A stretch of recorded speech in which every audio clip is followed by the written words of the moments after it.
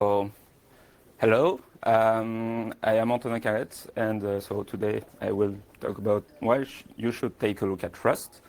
So first of all, I want to thank all the FOSDEM volunteers for the awesome work they made. So thanks a lot, actually.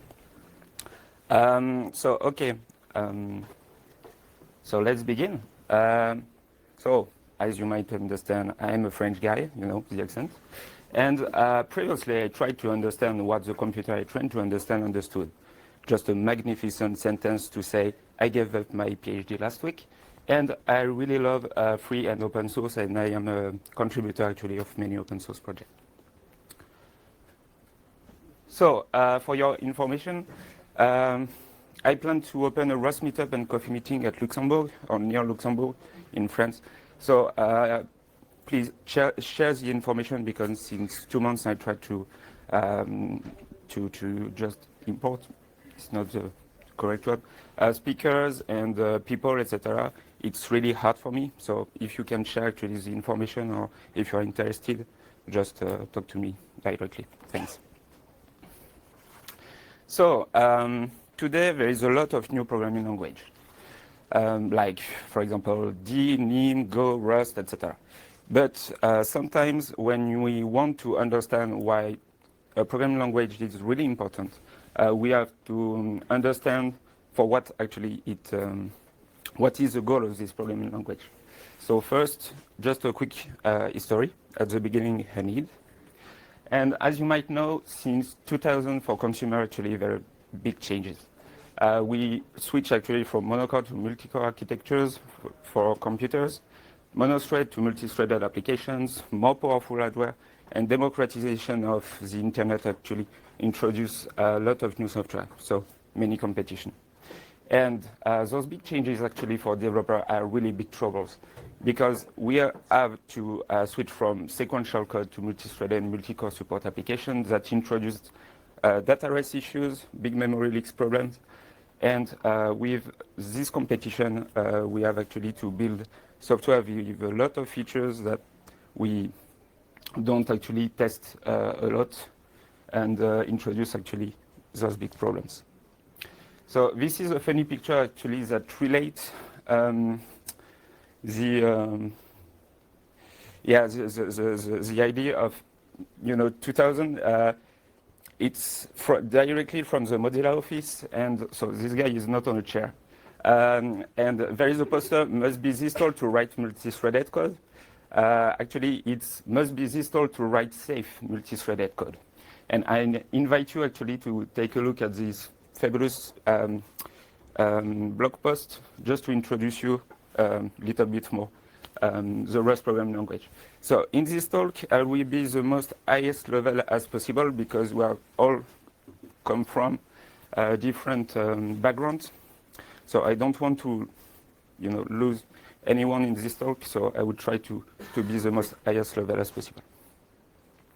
And Graydon Hoare, so it's Mozilla engineer, at last in 2006, had this idea: we need a memory safety and race-free multi-threading programming language, because this was really hard, and it's still hard today to write safe multi-threaded code with C and C++ if you want to obtain performance code. So with this idea, Graydon Hoare had said, yeah, we need a new C++. And with this idea, introduce a new programming language, the C++++. And this C++++ is actually Rust. So Rust, what is Rust? Rust is a modern, safe, fast, and concurrent open source system programming language. So it's a programming language actually with the first goal is to write memory safe, thread safe, with zero cost abstraction for system.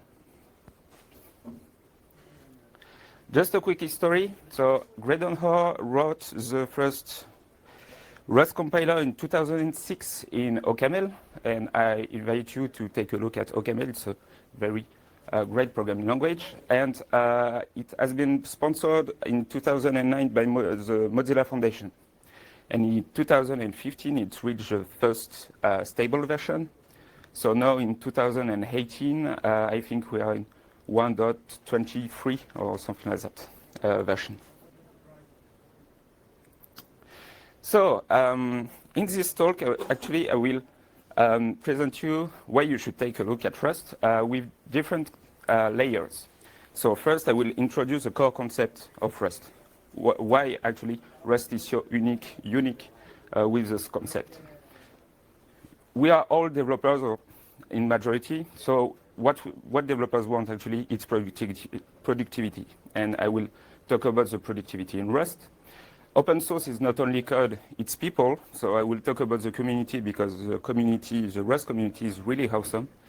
Company is a project for Rust in production, the to-do list of 2018, and finally to conclude. So Rust has many features, and actually it can be great for developers to have many features, but the learning curve is still high. So I will only introduce what makes Rust so unique. It's memory safety and data rest safety and zero cost abstraction. If you want to take a look at all the features of Rust, I just check the website. It's clear enough for that. And just to explain those concepts, I will introduce a shorter story. So once upon a time, the DVD seller and the customer. So just imagine the situation. You are a consumer and you want to buy a DVD, okay?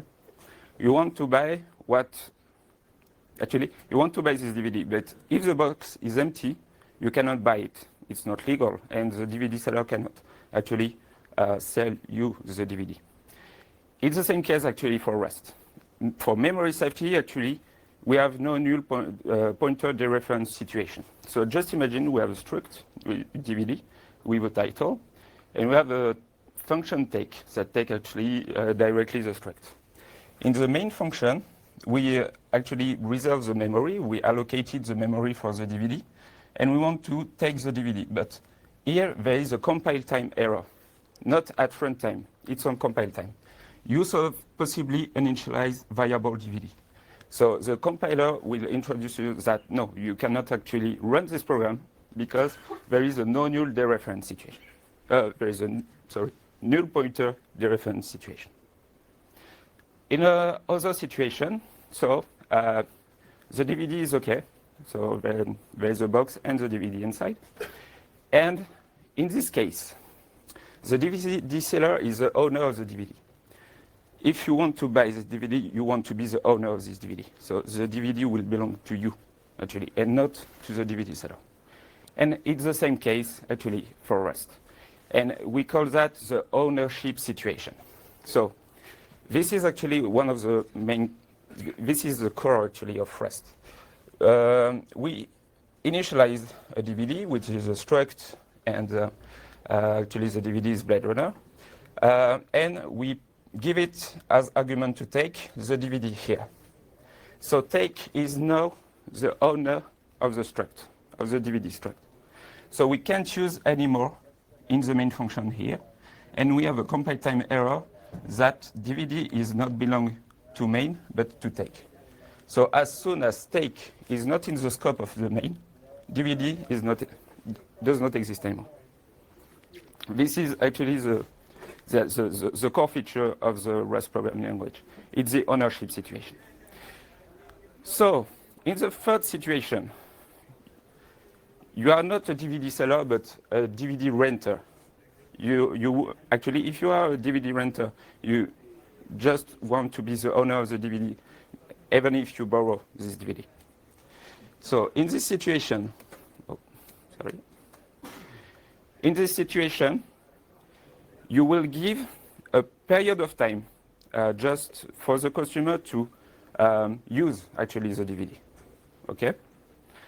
And this is really important because here you give the reference to the DVD, okay? So borrower will access to the DVD without any modifications. And after that, you can print the title of the struct because it still belongs to main. And just as borrow is not is out of scope, the Rust compiler actually will not remove actually the memory for this struct. So it still belongs, main is still the owner of this struct. Okay? And return to us this DVD before the end of the FOSDEM introduce actually a period of time we call actually the lifetime of a reference. And it's typically a situation where you want to avoid to reference something, when you want to reference actually something that there is no, sorry, that already be memory free actually, like dangling pointers. So with this situation actually Rust avoids that. So here it's immutable. And you can have the situation where you have actually mutable reference with a troll that, yeah, I couldn't, and sorry for that, I will give you a DVD copy. Unfortunately, it's a writable disk, so you can do anything with that. And unfortunately, put bienvenue chez les ch'tis on the Blade Runner DVD. And this is a mutable borrowing situation. So just to resume, using Rust, you can attempt to dereference a null pointer. Attempt to use already freed memory, like dangling pointer. Forget to free memory and attempt to free already freed memory. And this is actually the core feature of Rust, is memory safety. But there is some rules actually to respect. The borrower scope not lost, outlast the owner. Just think about, the situation of the period of time the customer gets the DVD. Borrows this DVD. You can have at least one reference to a resource. You can have one mutable reference to a resource, but you can't have the last two rules at the same time. And you must actually ask why. It's for thread safety. Because when does a data race happens? There is a combination of three different points. At least two pointers to the same resource. At least one writing pointer and unsynchronized operations. But using actually the core feature, the ownership, if you have multiple reference, you don't have any writing pointer. If you have one writing pointer, you don't have any other reference, and all those operations are synchronized by default. So Rust answers this problem from directly the ownership. So Rust actually, using Rust, you can read and write the same variable from multiple threads at the same time. And you can forget to acquire a lock before accessing the variable it protects. And this is actually what Rust makes actually for memory and thread safety. Okay, so developers say, yeah, okay, features are good, abstraction is really great, and we need safety today. But we care about the overhead. And Rustaceans are just, people that are using Rust, Rust maintainers, Rust developers, etc. They said, yeah, but with Rust, you only pay for the feature you actually use. Rust does not contain a garbage collector. The compiler actually will just adjust the lifetime of the variables, the references, just at compile time, and perform safety check at compile time. So you obtain the same performance, at least running time, than C++, but with safety. So for zero cost abstraction,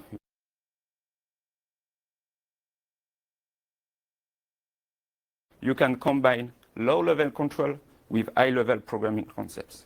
And this is huge, actually, for a modern programming language. So this is the core features of Rust.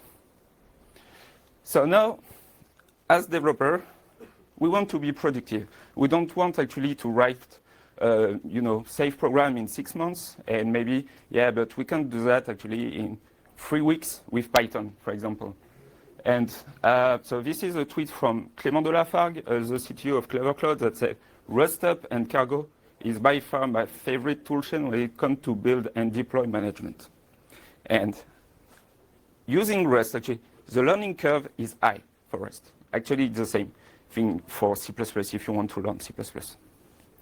But you can be more productive using two different tools, RustUp and Cargo.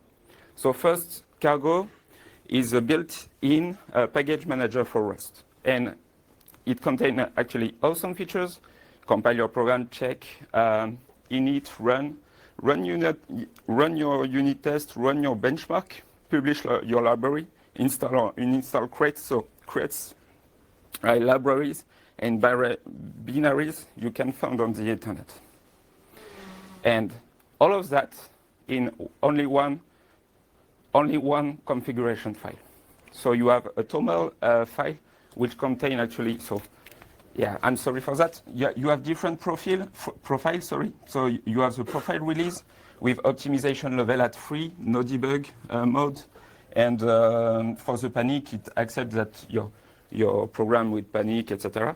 And you can have a different profile for your tests, for your bench, for your doc, etc. Only one configuration file. And using Cargo, you just, for example, you can have a new Rust project and Cargo run, Cargo build, and yeah, it's okay. But sometimes actually we are using different versions of the compiler. Where it comes, RustUp. So RustUp is an installer of Rust, and there are many objectives. Install Rust from the official release channels, keep the compiler updated, making cross-compiling simpler.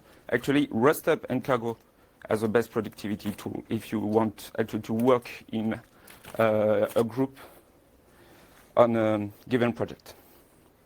And just to talk about that, we reached more than 13,000 Rust libraries in January, and nearly 300 million downloaded libraries in January too. So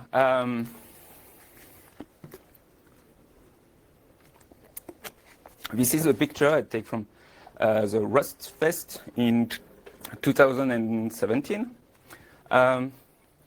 Open source is not only code, and that's something we tend to forget.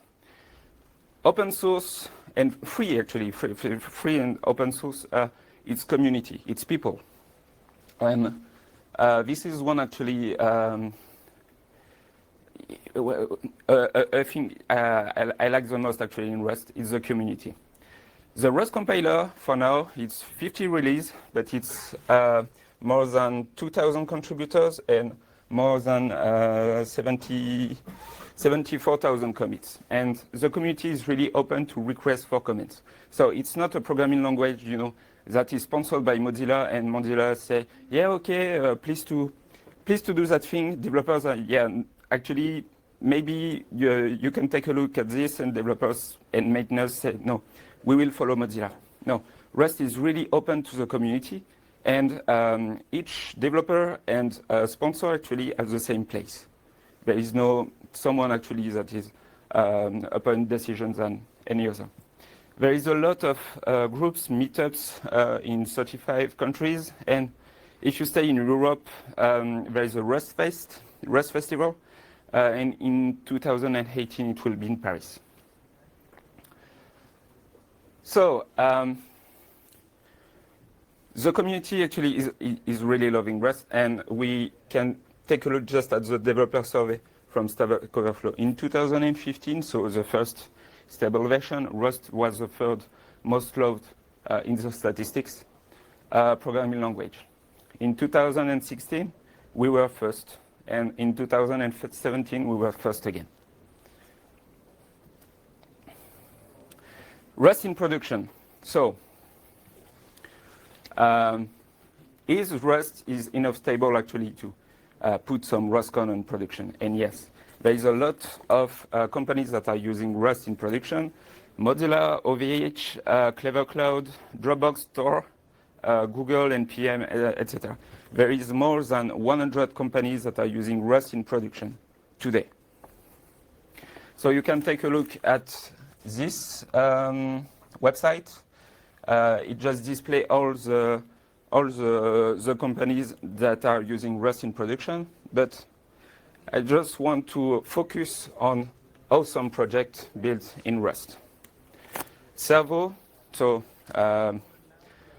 Servo is a web browser engine. Actually, it tends to be a prototype, and some parts of Firefox are directly like Stylo were experimental things on Servo before Firefox. There is Piston. Piston helps you actually to build awesome games. Zai, it's a project from a guy from Google. Tend to be a text editor. Jezel, which is a ORM. And there is it's my favorite project, Redux, the Redux operating system. It's a full-feature operating system written in Rust. It's not only a kernel, it's a full-feature operating system. The project is really huge. It works very well. And yeah, if you are looking for something that, low level and you are interested in operating system, Redux is definitely one of the projects you must be interested the most. So, to-do list. There's some cons actually today using Rust, and the first one actually is the learning curve. Rust introduced new concept, new programming concept, and the advantage of that is that after Rust, actually, you are a better programmer because when you are switching from C, C++, you say, yeah, okay, but I don't want to do that, or you have better actually software management. And Rust in 2018 will introduce some new ways actually to reduce the learning curve to learn Rust. Connect and empower Rust global community, and they will focus on web service, WebAssembly, CLI apps, and embedded devices. And I put actually, we care about your request because Rust 2018 roadmap is actually a full list of what developers want the most actually in Rust and in this year. So typically this request is for me a great message that the community is huge and we care about your request and we will do actually what you want the most for this programming language. So, okay, thank you. Sorry for the accent, sorry for my stress. I was very happy actually to make this talk because it's my first year in FOSDEM, it's my first talk, and I'm really happy to talk about, for me, one of the best programming language that have ever been created since last 10 years and for the next 10 years. So if you want to take a look at Rust, and actually you should take a look at Rust, there is the Rust official website, the Rust book, RSC forum, and Slack if you want to talk a little more about this wonderful programming language. Thank you.